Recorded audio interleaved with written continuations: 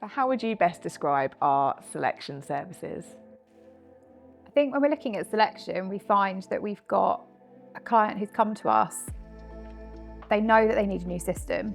They know they've got loads of pain points that they really need to resolve, but they don't really know where to start to make sure that they actually resolve the issues that they've got.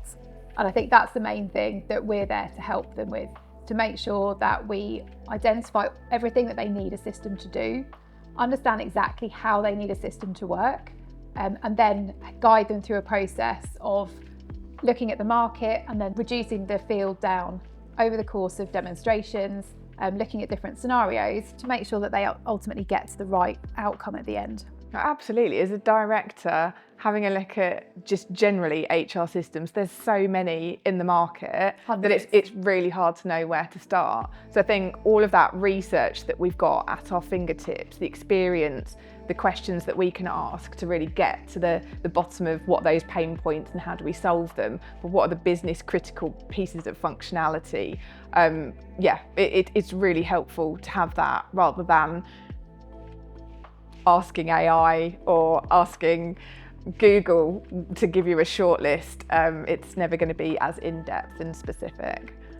I think that's the real key thing, is that it's how does your organisation want to use an HR system? Yeah.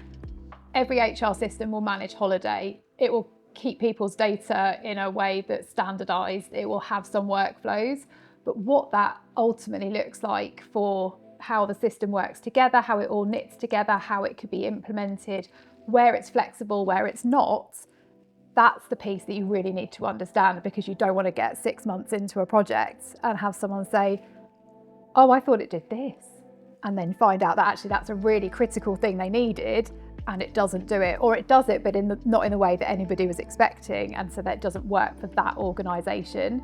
So I think by being able to get into the specifics, to really drill down using all of the tools that we've been building over the years that we've been working on this, to really be able to make that as easy as possible for our clients, but also for the vendors to interact with. They want to be able to have a successful selection process as well.